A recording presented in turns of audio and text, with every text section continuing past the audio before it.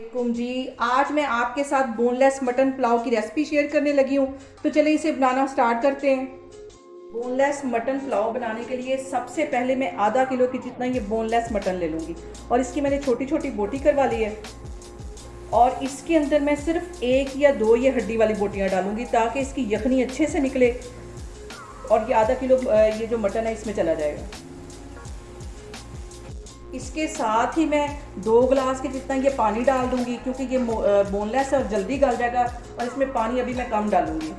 इसके मैं साबुत मसाले डाल दूंगी। ये 2 कड़ी पत्ते ये चले जाएंगे और साथ ही ये 2 बड़ी इलायचियाँ ये चली जाएंगी। दालचीनी के छोटे छोटे 2 से 3 टुकड़े ये चले जाएंगे और 5-6 ये लौंग है ये चले जाएंगे और 10-12 ये काली मिर्च के दाने ये इसमें चले जाएंगे। आधा टीस्पून इसमें मैं हल्दी डाल दूंगी। हल्दी मटन को गलाने में हेल्प करती है। और 2 टीस्पून इसमें मैं नमक डाल दूंगी। इन सारी चीज़ों को अच्छी तरह मिक्स कर लेना है और बिल्कुल हल्की आग पे इसको गलाना है। तेज़ आग यहाँ पे नहीं करनी। जितनी आग हल्की होगी उतना ही ये मटन के अंदर से जो फ्लेवर है वो निकलेगा और उतने ही वो चावलों में फ्लेवर आएगा उसका। अब इसको मैं कवर करके तकरीबन आधे घंटे के लिए रखने लगी हूँ बिल्कुल हल्की आग पे। तो आधे घंटे के बाद मैं आपको दिखाती हूँ।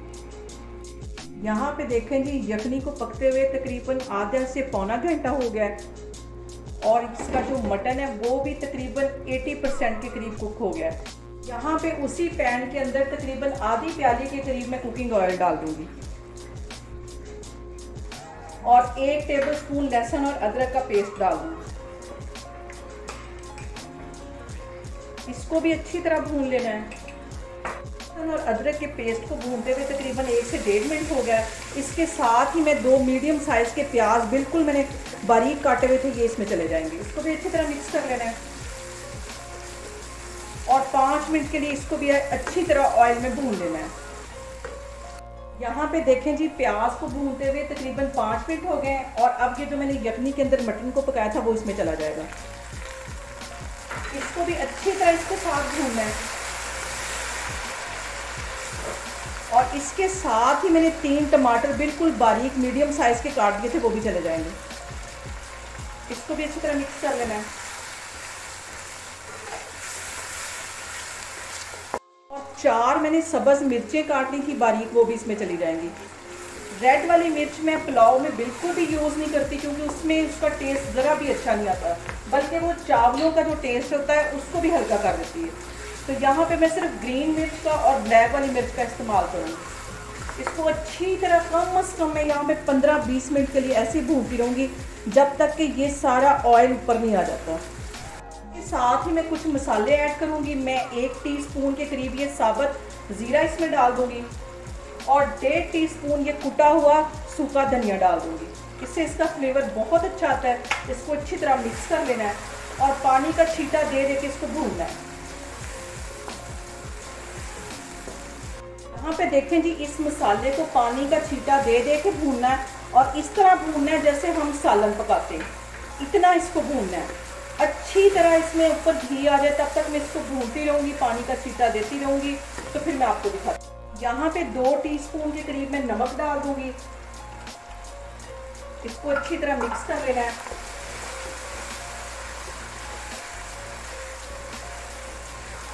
और मुझे यहाँ पे मटन को भूनते हुए तकरीबन 10 मिनट हो गए। यहाँ पे मैं कैमरा आपको नज़दीक करके दिखा रही हूँ कि ये देखें ऊपर ऑयल अच्छी तरह आ गया, लेकिन अभी मज़ीद इसको मैं 5 मिनट ऐसे ही भूनूंगी ताकि जो मटन की हीट है वो भी ख़त्म हो जाए और अच्छी तरह मसाले जो है वो मटन के अंदर चले जाए। और मैं साथ साथ इसमें मुसलसल पानी का छींटा दे रही हूँ। ऐसे इसको नहीं भूनना वरना ये सारा मसाला नीचे लग जाएगा। आपने मेरी रेसिपीज बनाते वक्त बिल्कुल भी घबराना नहीं है, बिना स्किप किए आपने मेरी वीडियो देखनी है। इंशाल्लाह ताला आपकी चीज़ें भी ऐसे ही बनेगी। यहाँ पे देखें जी, चावलों का मसाला अच्छी तरह भुन गया है। 2.5 कप चावलों के थे तो मैं इसके अंदर 4.5 कप पानी के डालने लगी हूँ। ये 2 कप यखनी है और इसमें तकरीबन 2.5 कप मैं और पानी के डालूंगी। यहाँ पे देखें जी, 2.5 कप चावलों के थे और 4.5 कप मैंने इसमें पानी के डाले। अब जैसे ही इसमें उबाल आता है तो फिर मैं चावल डालती हूँ। यहाँ पे देखें जी, पानी में अच्छी तरह उबाल आ गया है। चावलों को मैंने आधा घंटा पहले भिगो दिया था तो ये इसमें चले जाएंगे।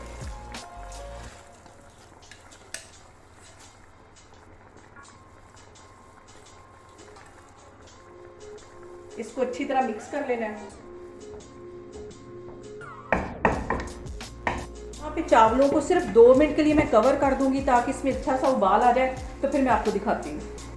अब मैं कवर हटाती हूँ और ये देखिए चावलों में अच्छी तरह उबाल आ गया। अब इसके ऊपर कवर नहीं करना, इसके पानी के ड्राई होने का वेट करना है। और जैसे ही थोड़ा सा पानी ड्राई होगा तो मैं इसका नमक चेक करूँगी। इस पॉइंट पे नमक चेक करना बहुत ज़रूरी है, क्योंकि पानी में चावल फूलते हैं तो वो नमक हल्का हो जाता है। तो इस पॉइंट पे हम अगर नमक चेक करेंगे तो अगर कम होगा तो हम थोड़ा सा ज़्यादा डाल सकते हैं। काली मिर्च को मैंने मसाले में इसलिए नहीं भूना कि इसका सारा फ्लेवर जल के ख़त्म हो जाना था। अब मैंने इसे इस पॉइंट पे डाला है तो इसका फ्लेवर बहुत अच्छा आएगा। अब मैं पानी मज़ीद थोड़ा सा ड्राई होने का वेट कर रही हूँ, तो फिर इसको दम दूँगी। यहाँ पे देखें जी, मैं कैमरा आपको नज़दीक करके दिखा रही हूँ। चावलों में तकरीबन पानी ड्राई हो गया, थोड़ा सा रह गया, आधे कप से भी कम। अब इसको मैं दम देती हूँ। यहाँ पे देखें जी, चावलों के ऊपर मैंने दम लगा दिया है और इसको 10 मिनट के लिए बिल्कुल हल्की आग पे छोड़ देना। 10 मिनट के बाद मैं चूल्हा बंद कर दूंगी और मज़ीद इसे 10 मिनट ऐसे ही पड़ा रहने दूंगी। टोटल 20 मिनट के बाद मैं इसका ढक्कन खोलूँगी, तो फिर मैं आपको दिखाती हूँ। यहाँ पे देखें जी, चावलों को दम पे रखे हुए तकरीबन मुझे 20 मिनट हो गया। अब मैं इसका दम खोलती हूँ और ये देखिए कितने खिले खिले चावल बने। अब इनको मैं डिश आउट करके आपको दिखाती हूँ।